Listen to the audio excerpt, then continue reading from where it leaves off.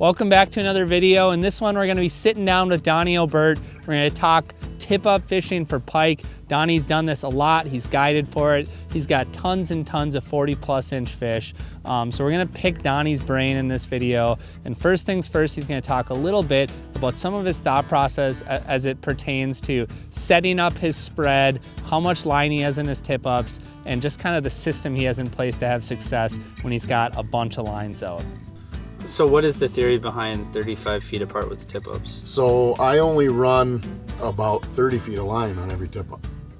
And the reason I space them out to 35 feet is so that I've had instances in the past where you're fighting a fish and a nearby flag goes and your brain says, oh geez, this one's tangled up in it, you know? And so if I'm only running 30 feet of line and they're spaced 35 feet apart, that pike cannot trip another line. Mm-hmm. Okay, that's reason one. Reason two is I use the big wooden tip-ups, beaver dams and fraybills. And a lot of times what you'll find is those pike will actually set the hook themselves. So I secure it with a pretty specific knot, you know, to the spool. And if that pike runs, if it's screaming, I'll just wait. And it'll get to the end of the line and they're hooked. You know, so the thing that most people, the most common mistake I would say is either not setting the hook hard enough or way too hard. You know, so it's funny because you tell some people, And they drill it, you tell some people, you know, it's firm. And then keep tension. And I mean, you know, some guys look like they're trying to start the old chainsaw, you know, and tear the hooks right out of their mouth. Or they're doing a big musky sucker set, kind of. Yep, or else you get the, you know, the limp wristed. and you get, and they're gone. So what I found is the if they run, that having that minimal amount of line on there oftentimes will set the hook for you. Now, one of the biggest keys when you're running this particular setup is just having componentry that's gonna hold up, stuff that's heavy duty, stuff that's tough, stuff that's gonna help you catch 40+ inch pike. So I'm gonna pass it off to Donnie and he's gonna explain some of the componentry that he uses to make this whole system work. Okay, so I start with Northland quick strike rigs with the 4/0 hooks. They've got a nice little painted spinner blade on them. A couple different patterns. I think 3 different patterns. I like the Fire Tiger perch pattern. From there, I go into a 80-pound fluorocarbon leader, and that is about 6 feet long. That's fish. And we're gonna pause here just for a second. Fluorocarbon leader is about 6 feet long. I like it about 6 feet long. I'll explain that more on the next step, I guess. And then from there, you know, I use really, really heavy duty snap swivel. And then goes to my 80-pound tip-up line, my main tip-up line. I think this year I'm using Suffolk. Any main brand tip-up line will be fine, as long as it's 50, 60, 70, 80-pound strength. And then direct tie that to your spool. Now that being said, I have had out of, let's see, I've landed so far this year 26 over 40 inches. I have had 2 spool me and break off. So snap at the knot on the spool. Yep. And that's a pretty low percentage, you know, but it does still happen. So for reference, with that 6-foot leader, how deep of water are you usually fishing in, and would that impact the length of your? So leader? I'm in 10 to 12 feet of water, and the reason I like exactly 6 feet or very close to 6 feet of leader is we set them chin deep. So I know that if that leader is chin deep, then that's to the depth I want. So when I lower it in the water, I know I'm set to the right depth, and then I'll put it through the eyelet there where the fluoro is under it, and it's just into the braid. Then I have a good gauge of how much line's been pulled off, right? So if I see it's up, and let's say I didn't catch it spring, okay, so now I've walked out and it's not spinning. And so you're like, oh, was it a false flag or what was it? You know, a lot of times I can just tip that spool just a little bit. And if I don't see any fluorocarbon, then I know that fish is taking it, you know, a few feet. That makes sense. It gives you a visual reference of how much line has been pulled, you know. Yeah.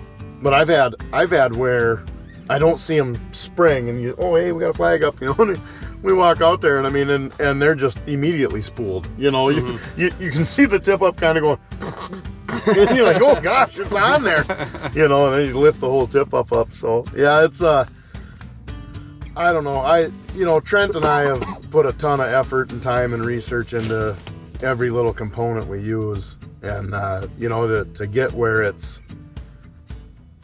I mean, when you're tangling with the fish the size of the fish you're chasing, it's like it becomes like musky fishing. Yeah. Like, yes. Musky guys won't use Correct. cheap Correct. swivels or or split the quadruple split rings, wrap split rings, and it's kind of the same deal because so it's 100% the same deal. So when you get to where you have caught lots and lots and lots and lots of big fish, big pike, especially on tip ups, you've had.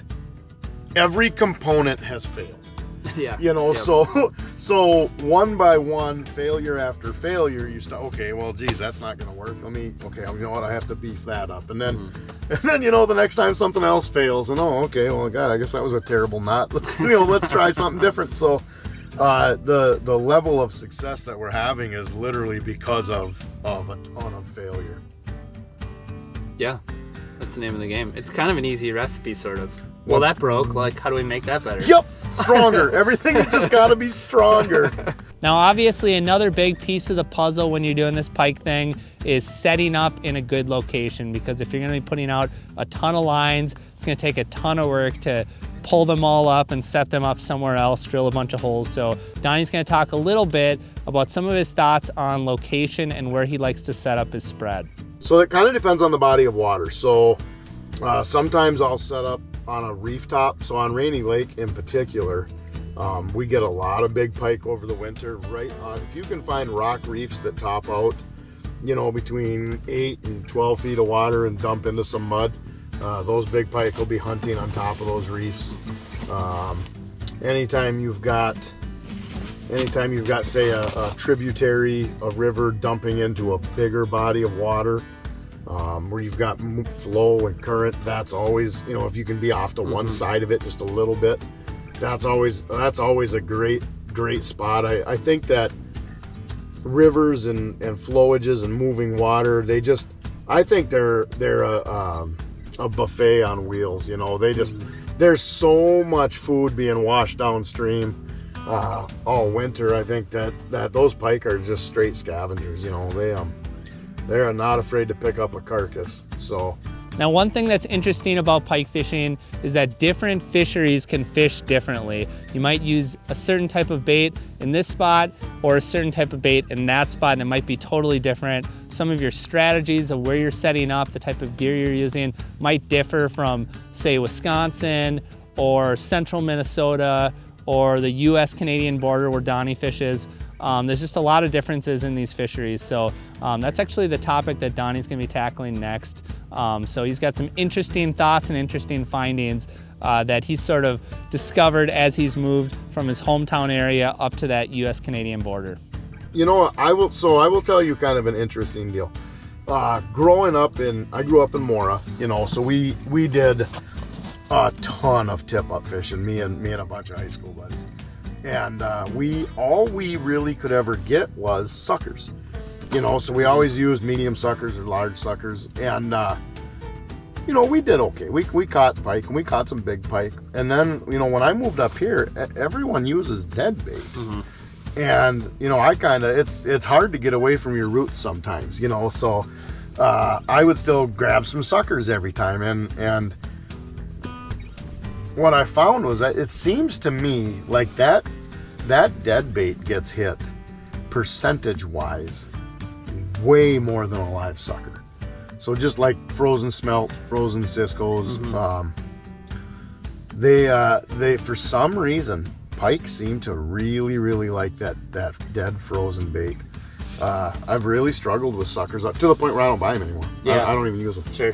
You know, if I have collaborated with a couple other guys on this, and everyone says, yeah, if you're going to use suckers, you got to thump them over the head, and then they'll get eaten.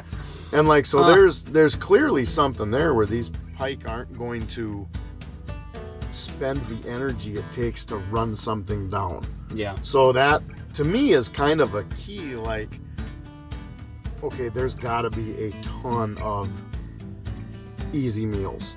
If they won't run down a sucker, you know, if they won't chase it 4 feet or whatever, you know, however big a leader you got, and smoke it, dude, there's a ton of food in the system that's easy pickings. You know, and that's probably why those pike get so big. That makes sense. I like to make sense. That you said some logical things there. Yeah, I think logic and reasoning are lost in today's world. All right, that's about all we got for you in this video. Special thanks to Donnie for sharing a bunch of really good information. I had this footage of just me and Donnie chatting about tip-up pike fishing, and I didn't want to put it to waste. I've had it in my hard drive for a little bit, and I thought some of you might find it interesting because Donnie's done a bunch of tip-up fishing for pike. He's got a lot of knowledge, a lot of good information that's worth sharing. So if you enjoyed this video and you learned something, make sure to hit that little red subscribe button down below. So we have a lot more awesome content coming in the near future. And until then, we will see you in the next one.